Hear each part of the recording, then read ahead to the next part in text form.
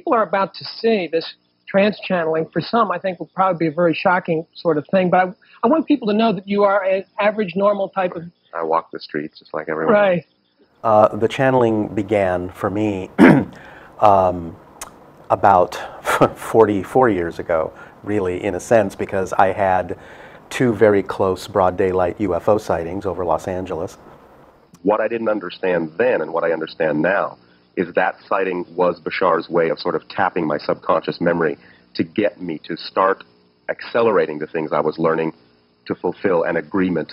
Yeah, the connection process, as I understand it, is kind of a telepathic contact, and what I've been trained to do is change the frequency of my own brainwaves to be something closer to the level in which they exist, and at the same time Bashar will do the same thing from his end, so that somewhere in the middle the brainwave frequencies meet and lock together, and what you then get is his thoughts translating into the language that I obviously was raised to understand, which is English. He's not speaking, he's just sending thoughts, but I'm translating that because our wavelengths are synchronized. When I was in a receptive state is when Anima and Bashar, their people, made the mental connection with me. As soon as they did, the memory came back, who they were, who I was to them, what the ship sighting had been for, dream conversations I had had up to that point that I totally blocked, all came back in that one memory, and along with it came the message, okay, now's the time for you to start doing this if you still want to. Let's meet Bashar. All right, Thank you, Darryl. It'll just take me a second. Sure. I think we have an extra cushion there for you. Okay, thank you. So, this is just more the help me put my body in the position that I'm used to for the channeling.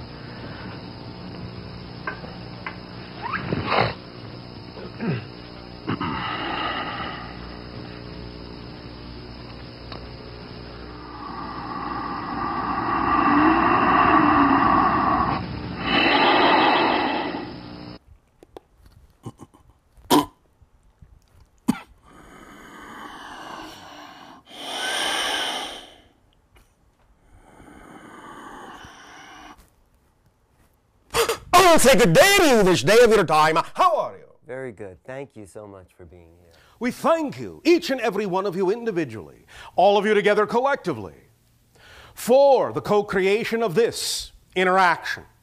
The idea is simply to lay down a foundation and a format, as you call it, to let you know that what you typically refer to as physical reality is, in a very real and literal way, simply a projection, a dream. Now, when we say an illusion, as many of you have already recognized that physical reality is an illusion, we do not use that term to discount reality. But simply all we are saying is that your perceptions in and of themselves are what create the reality you experience. This day of your time, this transmission will begin with a discussion of imagination. Now, we have talked about imagination many times. We would like to take the concept a little bit further this day of your time. We have reminded you of the synchronicity in many of the words that exist in various languages on your planet.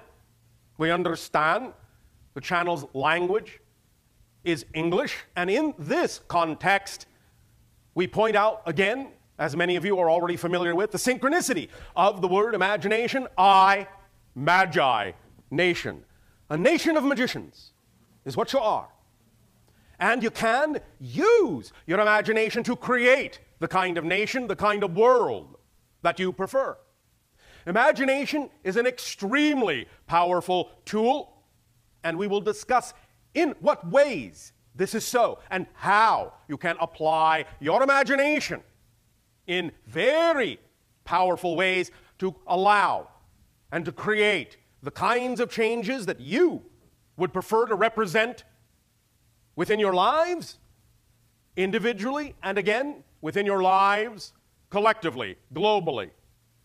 And as you thus then move out into the cosmos, into the stars, and join with us eventually, you will find imagination is going to play a very key role in your ability to do that.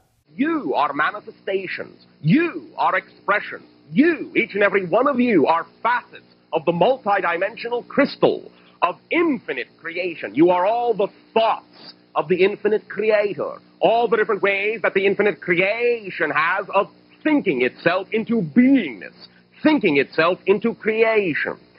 Higher mind, again, I remind you, has the far-seeing point of view. It stands on the mountaintop. It can see all the pathways you could possibly take in life, and it guides you toward the path of least resistance, the path that is most truly you. As we have said many times, the vibration of excitement, the vibration of passion is what functions like the compass needle. It is your magnetic north to your true self. By following your passion, by following your excitement, by pointing the needle in that direction only, you will always be completely, purely, squarely on the path that is most truly you, your core, true, natural self. When your society continues to believe that physical reality happens outside of you, and that you really have absolutely no power over what is going on, that you are simply a random cog, as you say, in a large machine that operates without you or with you, then you do not know that you are in touch with that creative ability. You do not know that the reality that you see around you will also be the product of your unconscious and subconscious fears and belief systems. The idea is to bring this awareness to conscious level so that you can know that what you see around you may be the product of what you have been taught to fear might be true, what you have been taught to believe might be true against your desires, against your preferences, and to be in control of knowing that once you acknowledge that you are creating what is around you anyway, you know you are in control of it and you can change in the directions you prefer to. Physical mind, then, chooses in physical reality various ideas of how to apply these ideas coming from the higher mind in ways that are also pleasing to the physical being that you are, the physical personality that you are, and you learn to work in concert as a whole being, as a whole person with the higher mind. For if the physical mind thinks that it must take on the job of figuring everything out, how is this going to happen? How can I make this happen? How can I bring everything together to get this to happen? If the physical mind thinks that it must be the only one doing that job, it is going to be burdened, it is going to be weighed down, it is going to be tired. You see, your persona, your personality, the person that you believe yourself to be, you consider yourself to be in this life, in this focus, is not exactly the totality of who and what each and every one of you is. It is an artificial construct. It is one of your many faces.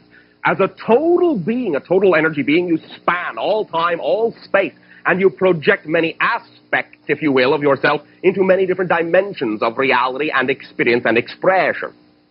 So each and every one of those faces, each and every one of those persona being an artificial construct is like a prism.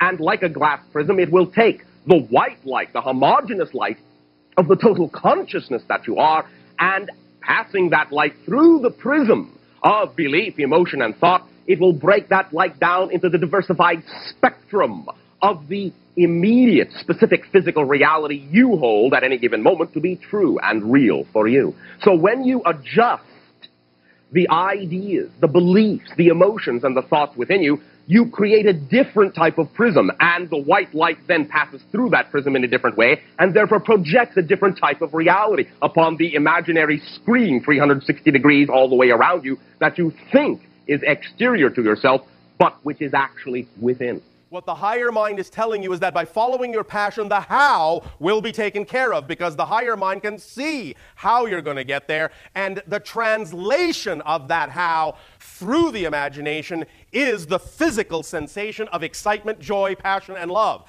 That's how the higher mind speaks to the physical mind through the conduit of imagination, with those feelings, those vibrations, those energies, those pictures.